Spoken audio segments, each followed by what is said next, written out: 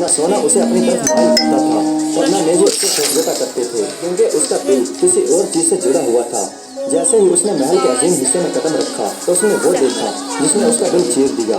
उसने अपनी खौफजदा गाय को देखा जिसके गिर्द सिपाही नेज़े ताने हुए खड़े थे।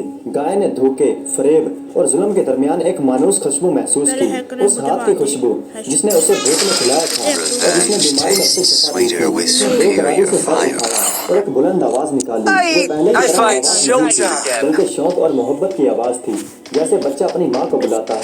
गाय ने जोर से हरकत की, लेकिन इस बार हमले के लिए नहीं। उसने सिपाहियों का घेर तोड़ दिया और सीधी जहरान की तरफ लपकी। अपना बड़ा सा सर झुकाकर जहरान के सीने से लगा दिया और अपने खूबसूरत जुबान से जहरान के हाथ और चेहरे को काटने लगी, जिससे उसकी जैसे वो अपना हर बड़ी दास्तान सुना रही हो। की परवाह किए बगैर उसने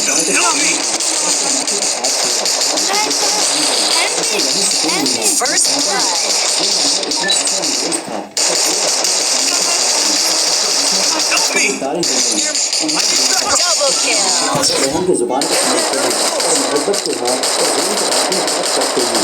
सुल्तान ने ये मुझे देखा और महसूस किया कि उस नौजवान में एक सच्चाई है। सुल्तान ने हुक्म दिया, सच को साबित करो, गाय के दूध को धो, देखते हैं कि दूध अपनी असल हालत में लौटता है या नहीं। जहरान ने सुल्तान को देखा, फिर अपने भाई की तरफ देखा जो जंजीरों में जकड़े हुए थे। उनकी आंखों में खौफ और बेबसी थी। वो गाय के करीब एक बर्तन को लेकर बैठ गया। उसने थनों को साफ किया और अपना वही हाथ बढ़ाया जो उसकी जिंदगी का सबब बना था। गाय फौरन मुतमईन हो गई और खड़ी रही। सबने सांसें रोक ली। क्या फिर से स्याह मादा निकलेगा या मौजज़ा होगा? जहरान ने थन को दबाया। एक तन की आवाज आई। एक सफेद और मोटे की तरह धार बर्तन में गिरी। फिर मुसलसल दूध निकलने लगा, सफेद, गाढ़ा, खुशबूदार। जहरान ने बर्तन को उठाया, सफेद, नूर से भरपूर।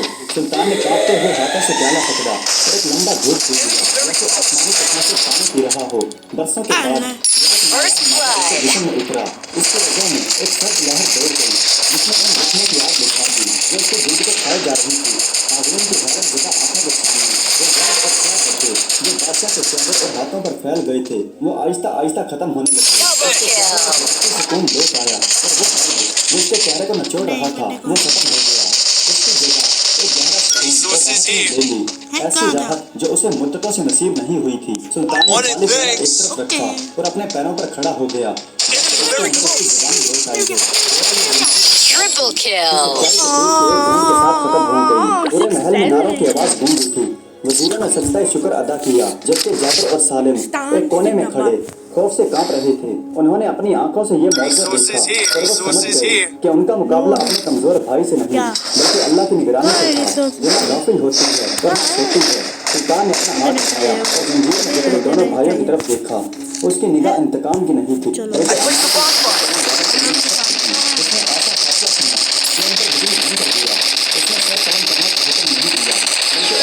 सुनाई जो उनके लालच के लिए काफी थी। उनका सारा सोना उसके असल मालिक को दी जाए, यानी जहरान को।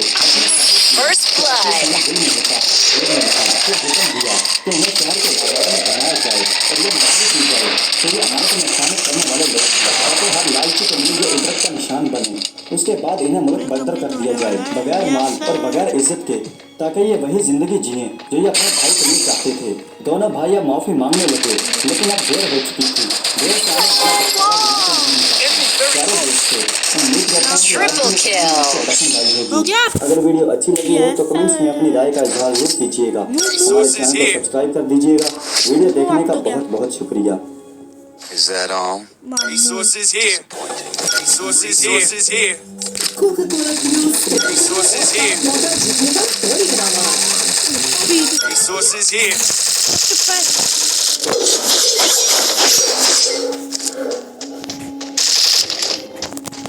सोचिए, अगर आप किसी जंगल में एक खूंखार भेड़िए को जख्मी हालत में देखो तो आप क्या करोगे?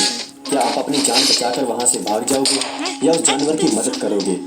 आज की कहानी एक ऐसे ही गरीब आदमी की है जिसने अपनी जान दांव पर लगाकर एक खूंखार परिंदे की मदद की, लेकिन वो नहीं जानता था कि उसका यही फैसला उसकी किस्मत बदल देगा।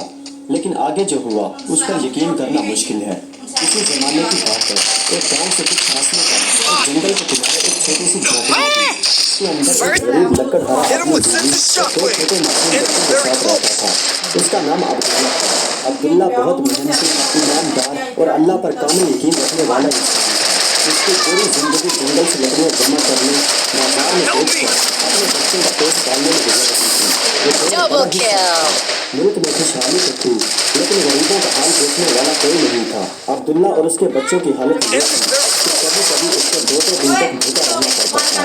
लेकिन अब्दुल्ला की ज़बान पर कभी शिकायत नहीं आती। वो अल्लाह से कहता कि ऐ मेरे मालिक, तू ही है जो पत्थर में छुपे कीड़े को भी इज्जत देता है। मुझे यकीन है कि तू मेरे बच्चों को भूखा नहीं मरने देगा। सर्दियों का मौसम शुरू हो चुका था। घर में ओढ़ने के लिए ना ही गर्म बिस्तर था और ना ही जलाने के लिए लकड़ियां बची थी। एक सुबह अभी सूरज ठीक से निकला भी नहीं था कि अब्दुल्ला अपने फटे पुराने कपड़ों में अपनी झोंपड़ी से बाहर निकला। पिछले 2 दिनों से उसके घर में अनाज का एक दाना भी नहीं था। उसके दोनों बच्चे भूख से बिलख रहे थे और उसकी बीवी की आंखों में बेबसी साफ नजर आ रही थी। उसने अपनी पुरानी सी कुल्हाड़ी उठाई और अपनी बीवी की तरफ देखकर बोला, तुम फिक्र ना करो, अगर अल्लाह ने चाहा तो आज मैं कुछ लकड़ियां बेचकर कुछ आटा और खाने के लिए कुछ सामान जरूर ले आऊंगा। बस तुम बच्चे का ख्याल रखना। वो ये कहकर जंगल की तरफ निकल पड़ा। जंगल खौफनाक था, उसके बच्चों में सूरज की रोशनी का डर लगता था, जिसकी वजह से दिन के वक्त भी जंगल में हल्का सा भूख और कमजोरी की वजह से उसका जिस्म First blood. Double kill. वो चलता चलता जंगल के उस हिस्से में पहुंच गया जहाँ पर कोई भी जाने से सकता था। लोगों का कहना था Triple kill. रहते हैं, दोपहर का वक्त हो चुका था, लेकिन अब्दुल्ला को अभी तक इतनी लकड़ियां नहीं मिली थी कि वो जिन्हें जाकर बाजार में बेच सके। वो मायूस होकर एक दरख्त के करीब बैठ गया। उसकी आंखों से आंसू बहने लगे। उसने आसमान की तरफ देखकर कहा कि ऐ मेरे अल्लाह, मैं जानता हूँ कि मेरा इम्तिहान बहुत सख्त है, लेकिन मुझे इतनी ताकत दे कि मैं आज किसी भी कीमत पर घर खाली हाथ ना लौट सकूं। अभी वो दुआ मांग ही रहा था कि अचानक से उसे झरने के पीछे वो आवाज से जंगली जानवर को चढ़ाने की थी। अब्दुल्ला ये सोचकर चौंक गया क्योंकि वो जानता था कि वहाँ पर बेसाब परिंदे रहते हैं। अब्दुल्ला ने सोचा कि यहाँ से भाग जाना चाहिए, लेकिन वो आवाज फिर आई और अब की बार उस आवाज में दर्द पहले से भी ज्यादा था। अब्दुल्ला नेक इंसान था, उसके कदम रुक गए। उसने अपनी कुल्हाड़ी को मजबूती से पकड़ा और आहिस्ता आहिस्ता उन झाड़ियों की तरफ बढ़ने लगा। उसने जैसे ही झाड़ियों को हटाकर देखा तो उसके रोंगटे खड़े हो गए, क्योंकि उसके सामने एक खूंखार भेड़िया जख्मी हालत में पड़ा था। उसके पिछले पैर में शिकारियों का लगाया गया लोहे का मजबूत जाल फंसा हुआ था। भेड़िया उसके अंदर से जितना निकलने की कोशिश करता, वो जाल उतना ही सख्त हो जाता। अब्दुल्ला के दिल में खौफ भी था और हमदर्दी भी। अब वो एक ऐसा फैसला करने वाला था जो उसकी पूरी जिंदगी बदल देने वाला था। अब्दुल्ला ने आगे बढ़कर उस जाल को पकड़ा। जाल बहुत सख्त था। फिर अब्दुल्ला ने उस खूंखार भेड़िए की आंखों में देखकर आहिस्ता से कहा कि ऐ अल्लाह की मखलूक, डरो मत, मैं तुम्हें कुछ नहीं कहूँगा। लेकिन क्या भेड़िया उसकी बातें समझ रहा था? ये तो कोई नहीं जानता था।